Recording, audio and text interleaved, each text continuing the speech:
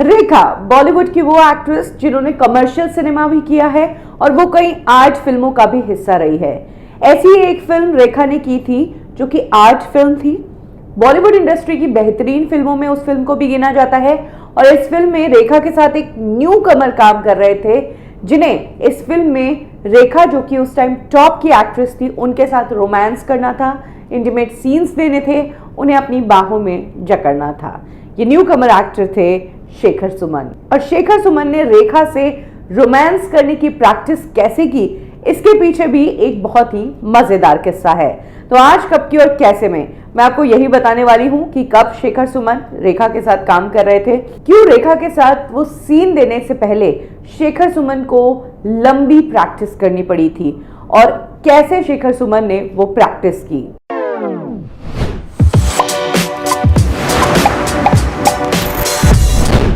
उत्सव फिल्म 1984 में आई थी। इस फिल्म को शशि कपूर साहब ने प्रोड्यूस किया था। रेखा, शशि कपूर और शेखर सुमन इस फिल्म का हिस्सा थे। फिल्म को डायरेक्ट किया था थिएटर की बहुत बड़ी पर्सनालिटी गिरीश कर्नाड ने। शशि कपूर साहब जब इस फिल्म को बना रहे थे तो उनके दिमाग में फिल्म में लीड एक्ट्रेस के रूप में तो रेखा ही थी। लीड एक्टर्स के लिए बहुत सारे चेहरों ने ऑडिशंस दिए थे। इनफैक्ट ये वो टाइम था जब शेखर सुमन इंडस्ट्री में स्ट्रगल कर रहे थे। अक्सर पृथ्वी थिएटर में ही उनका टाइम बीता करता था। इसी दौरान एक दिन जब वो पृथ्वी थिएटर पर खड़े थे और वहां पर उत्सव फिल्म के ऑडिशंस चल रहे थे, तभी शशि कपूर साहब जो कि पृथ्वी थिएटर में पौधों को तब पानी पिला रहे थे, उन्होंने शेखर सुमन से कहा कि क्या तुम्हें ऑडिशन देना है। तो उन्होंने कहा कि हाँ। तो शशि कपूर ने उन्हें भी ऑडिशन देने के लिए कहा।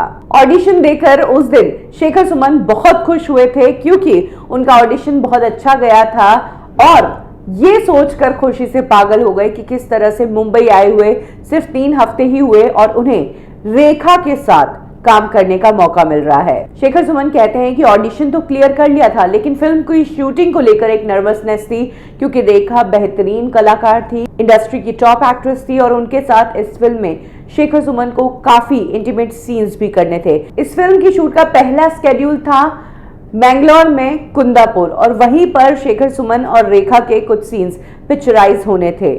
शेड्यूल के पहले ही दिन सुबह सुबह गिरीश कर्नाड शेखर सुमन के पास आए और उन्होंने शेखर सुमन को समझाया कि आज का दिन तुम्हारे लिए बहुत इंपॉर्टेंट है, तुम्हें आज रेखा को बाहों में लेने वाला सीन देना है, तुम डरना मत, घबराना मत, तुम एक एक्टर हो, प्रोफेशनल हो, सामने रेखा हो या कितनी भी बड़ी एक्ट्रेस हो, तुम्हें अपना काम ठीक से करना है, आराम से बाहें फैलाना और आराम से उस सीन को शूट करना। गिरीश कर्नाड इतना कहकर वहां से चले गए थे, लेकिन एक ह्यूमन नेचर होता है कि अक्सर जब नई चीज हम करने जाते हैं तो नर्वसनेस होती है और सामने जब रेखा मतलब इतनी बड़ी एक्ट्रेस, तो ये नर्वसनेस 100 गुना ज्यादा हो गई थी। शेखर सुमन का कहना है कि पूरे दिन उनका दिल बहुत तेज धड़कता रहा कि आखिर आज के उस सीन का क्या होगा। हालांकि इस नर्वसनेस के बावजूद उन्होंने पूरे दिन इस सीन के लिए प्रैक्टिस की। प्रैक्टिस में ऑफ कोर्स उनके साथ रेखा आई नहीं क्योंकि रेखा बहुत बड़ी एक्ट्रेस थी। बड़े एक्टर्स रिहर्सल्स के लिए नहीं जाते हैं, या तो उनके बॉडी डबल होते हैं या फिर उसके लिए कुछ और जुगाड़ बिठाना पड़ता है। और तब शेखर सुमन ने अपने तकिए को रेखा बनाया और दिन भर उस तकिए को बाहों में लेने की प्रैक्टिस की। यही उनकी रिहर्सल थी। शाम को जब सीन शूट होने का टाइम आया तब रेखा शेखर सुमन के सामने, शेखर सुमन का दिल बहुत तेज धड़क रहा था, नर्वसनेस थी। गिरीश कर्नाड के एक्शन बोलते ही शेखर सुमन ने अपना डायलॉग बोल दिया और रेखा को बाहों में ले लिया। ये इतना जल्दी सीन शूट हो गया, ये देखकर रेखा चकित रह गई और वो कुछ कहती उससे पहले ही डायरेक्टर का कट आ गया। सीन कट होने के बाद रेखा ने गिरीश कर्नाड की तरफ देखकर कहा, ओ माय गॉड, जरा भी नर्वस नहीं हुआ, इतना कॉन्फिडेंस इसमें कहां से आया। तब गिरीश कर्नाड ने रेखा को बताया कि किस तरह से शेखर सुमन दिन भर तकिए को रेखा बनाकर उससे रोमांस कर रहे थे, उसे बाहों में लेने की प्रैक्टिस कर रहे थे। और यहीं से शेखर सुमन ने अपने आप को एक बेहतरीन एक्टर बना दिया। आज तक वो इंडस्ट्री में एक्टिव है, हालांकि थोड़े अंडररेटेड है, बट ये भी सही है कि उन्होंने जितने भी रोल्स किए हैं वो काफी यादगार रोल्स किए हैं। कब की और कैसे में अभी के लिए बस इतना ही।